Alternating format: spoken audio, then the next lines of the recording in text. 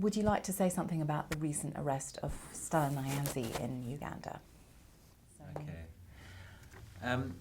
Stella Nyanzi has been a vocal, as a staunch feminist, she's been a vocal supporter of sexual and gender minorities, and a very strong voice, a very interesting, humorous, passionate voice for gender equality. And I think she really challenges the kind of patriarchal assumptions that underpin a lot of homophobia. So I think in that respect, her voice is a critical one and a very important one.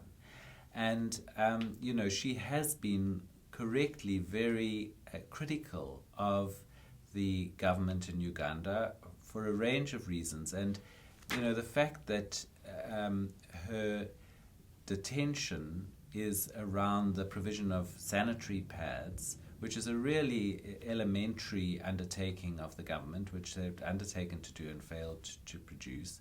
It's very much in line with her concerns, grassroots concerns about how, the disproportionate effect of poverty on girls and young women. And she has spoken out.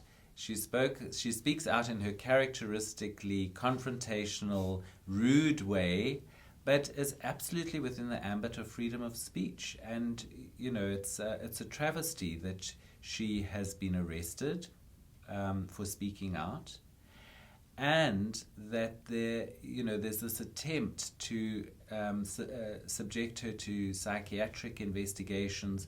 It seems to me a real effort to intimidate her and to silence her, when in fact, her voice is a critically important one.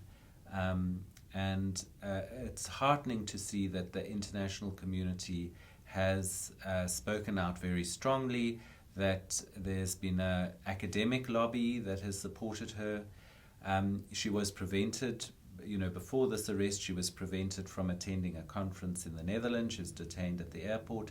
So it seems that there are steps being taken to silence this critical voice of dissent, and precisely because she challenges the underpinnings of the patriarchal order that is the justification for a lot of homophobia too. And she sees those connections between her feminist stance and the stance, the sort of homophobia that exists within Uganda, and she tackles both of them.